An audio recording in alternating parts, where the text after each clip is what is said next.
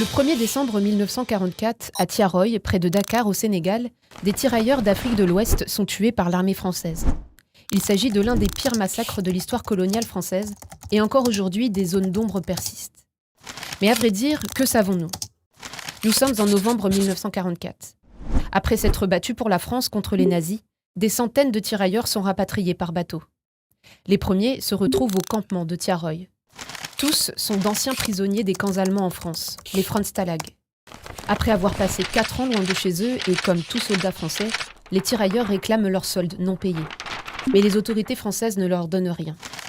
Selon Armelle Mabon, historienne, le préjugé raciste selon lequel les Africains ne savaient pas se servir de l'argent pourrait expliquer la résistance des officiers.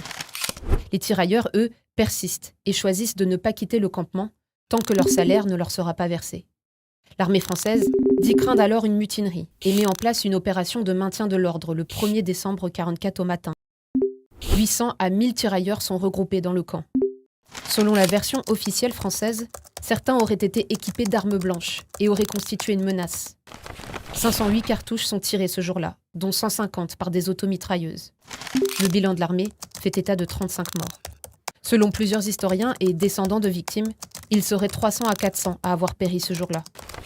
Nombre d'experts critiquent aussi un élément de la version officielle française qui affirme que 400 tirailleurs auraient déserté lors d'une escale de 24 heures à Casablanca sur le chemin du retour.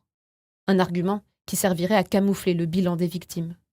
Car aujourd'hui, des interrogations subsistent sur le nombre de tirailleurs tués, leur identité et le lieu de leur inhumation. Et c'est plus de 80 ans après que des fouilles inédites ont été lancées dans le cimetière militaire de Tiaroy au mois de mai. Des recherches qui pourront peut-être faire émerger la vérité.